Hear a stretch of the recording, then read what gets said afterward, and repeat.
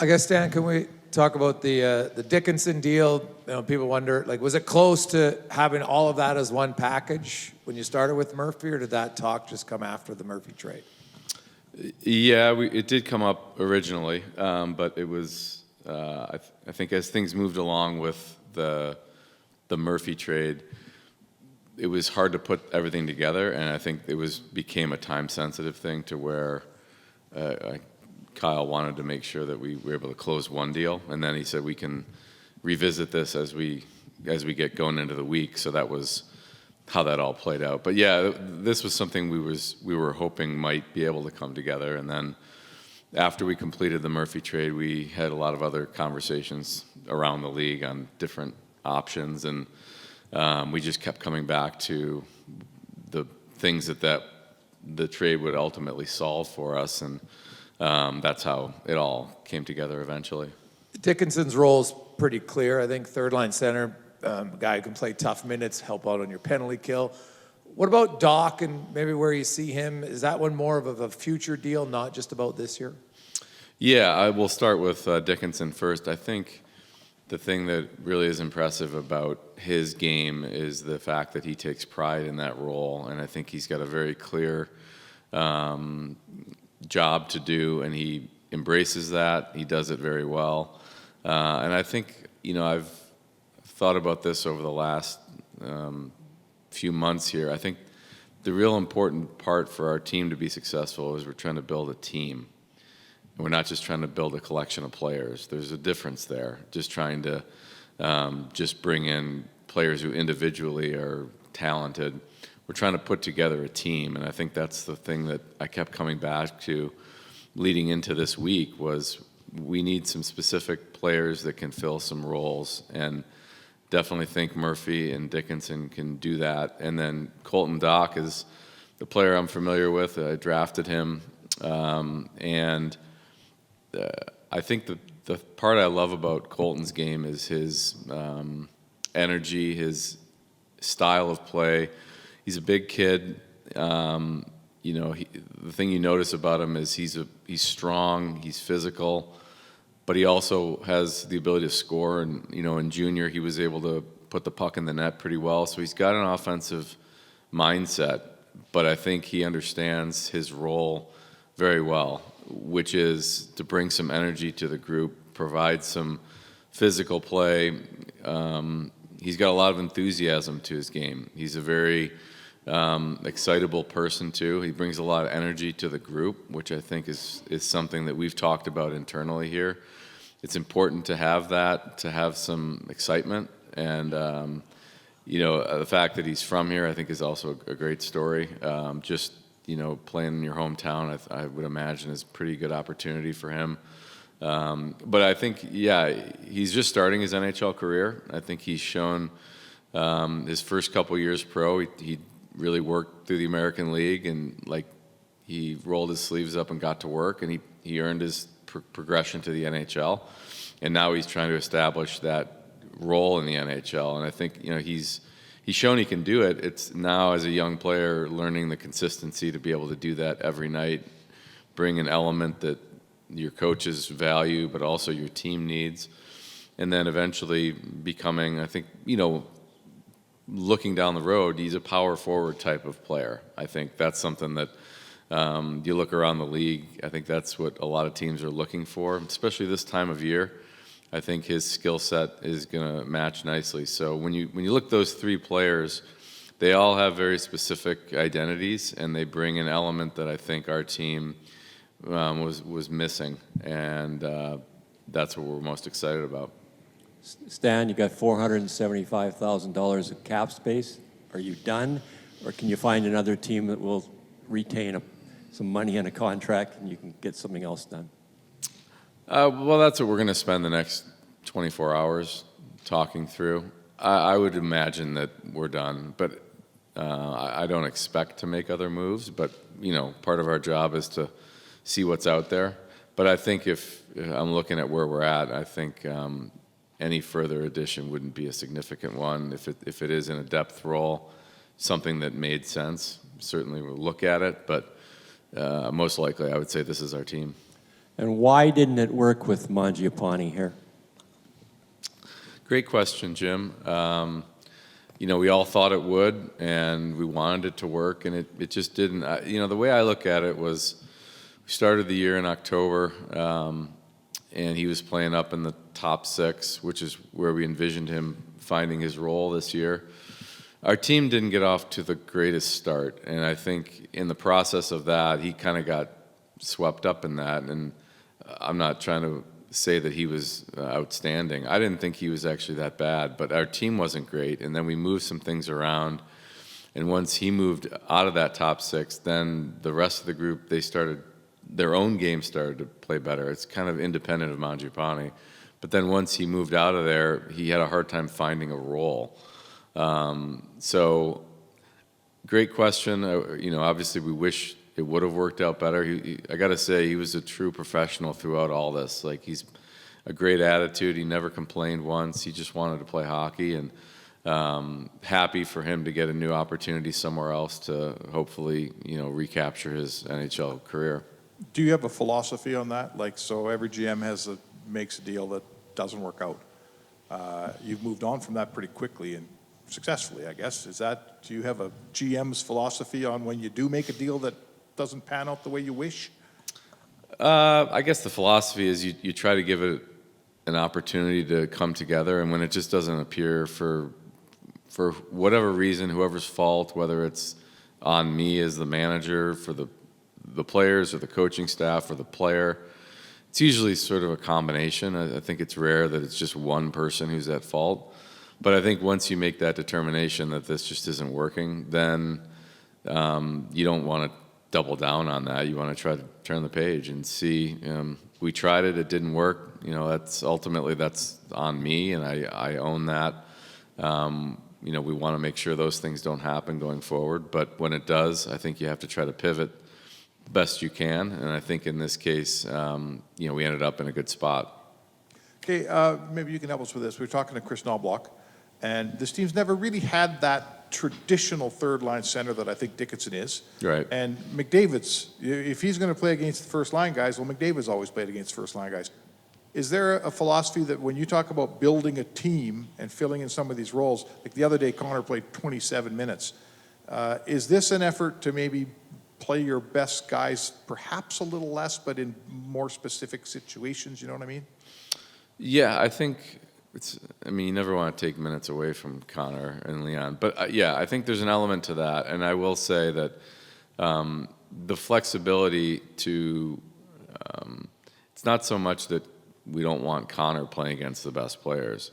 I think what happens a lot on the road is if you have a third line that's not as strong, the other team's going to exploit that, and they have the last change. So we're comfortable playing Connor against anybody. But the other team, if you have a weaker third-line center, they might choose not to play their best players against Connor and try to. But right now, it's almost like play whoever you want against whoever you want. We're comfortable with any of those lines playing against your team. So I think it gives, in particularly on the road, our coaching staff a comfort knowing that you have a D-zone face-off, you've got to put your players on the ice, and maybe in the past, or maybe up until today, we always had to be careful who we deployed in those situations, and you end up ramping up the minutes too much. Now we don't have to do that. So I don't think it's going to dramatically change Connor or Leon's ice time. I think it's more the matchup. And in the playoffs, I would say that's when matchups become really important, more so than you play these teams, Carolina tomorrow, and then you have a new team on Sunday. It's a different team every night. When you play in the playoffs, same team, 7-game series, matchups really, really matter. And that's why I think now we've got 3 centers that we can put out there on the road, defensive zone, and not be holding our breath if they don't put their best players on the ice. Stan, can you give me a thought on the approach to the trade deadline this year with the Olympics, with the freeze, and then the shorter window, it seems, the shorter runway anyway, to try and make deals? A lot of people said there's a lot of players out there, but it's kind of taken a while for movement to happen. We didn't approach it too much differently. I think you're right. The spacing was different because we had that break and there was a trade embargo during the Olympics. You could still talk to teams. I don't know if we prepared any differently. I think there wasn't a lot of games between the restart from the Olympics and the deadline. You had a few games, and I think some teams were deciding, are they going to sell or are they going to buy based on just a few games. So I think this deadline was also different because you've got the playoff cap and you've got no double retention. Like those are things which I think factored into more trades maybe in the past. But I think this year there's probably, I could be proven wrong tomorrow. I don't think there'll end up being as many trades, maybe quantity-wise, as there was. And it's probably due to those phenomenons. But you have to adapt. I think we knew, a week ago that we wanted to bring some players in to try to bolster areas that we thought weren't quite where they needed to be. And now, it's up to the team to find, when you have new players coming in, it's not like it's automatic plug and play. I think we've got to get them used to our group. Our coaches have to get used to them. It'll take a little bit of time, but I do think that we're positioned well now for all that to get together, come together, and our team get going on the winning streak. Stan, what would you say to the people that would suggest, why you'd move a first-round pick instead of, you combined, basically did one trade because maybe there was an option to move Mjupani out. Obviously, you were going to have to include a pick to entice somebody to take him, but just a thought process on maybe multiple seconds as opposed to, a late first-round pick. And I think everybody in this room knows there is a difference between a top 5 overall pick and a later first-round pick. Yeah, obviously, after the Murphy trade, we had a lot of conversations about different options for us, which involved, sending Mjupani to one team, trying to get a center somewhere else, maybe getting a physical player at a different team. So when you look at sort of those, we went down the road on a number of those scenarios. And then before we did anything, we realized, we're probably going to end up paying more in total with multiple trades, multiple picks going out. And, this is where I don't know if there's a right answer as far as what's more valuable, one first-round pick or multiple seconds and thirds over several trades. And we just felt that this solved our needs. We got players that we really liked. Ultimately, that was really where we came down on it. The value of the trade was certainly part of it, but the players that we were talking to in some of these other trades, we like Dickinson and Doc better than those players. So we were able to put it all together in one trade. And in order to do that, you have to pay a price. And I think that I recognize that there's two sides to that. I think for where we're at right now with our organization and, trying to put the best team on the ice right now, you're going to have to pay, something has to give. And really for us, it was the future draft pick. And, I certainly like our team a lot better today than I did a week ago. You're at 48 contracts right now? Yes. Do you have to leave a potential spot open? You added a player to the NCAA last year and burned a year without totally disclosing the Cadbury secret. Are you potentially another guy that you might want to leave a spot open? That's not necessarily a reason. Having the flexibility to do that is nice. But we are, kind of concurrently working on the free agent track, and there's some players that we like. So we'll have to see where that all plays out. But yeah, I guess we do have that option, which is kind of a nice possibility. And when you get to that 50 contract limit, then, sometimes it's a little trickier, it limits your options. So I think for where we are right now, we're in a good spot. You like to pick up players in trades often with time left on their contracts. These are both theoretically rentals until they re-sign again. Is that a concern, or, it could be a short runway depending on how long you go in the playoffs? Yeah, there's two ways to look at that. I think when you have a player who has term, then you know that you've got that player. The flip side to that is, if they don't perform as you want, then you may not be excited they have term.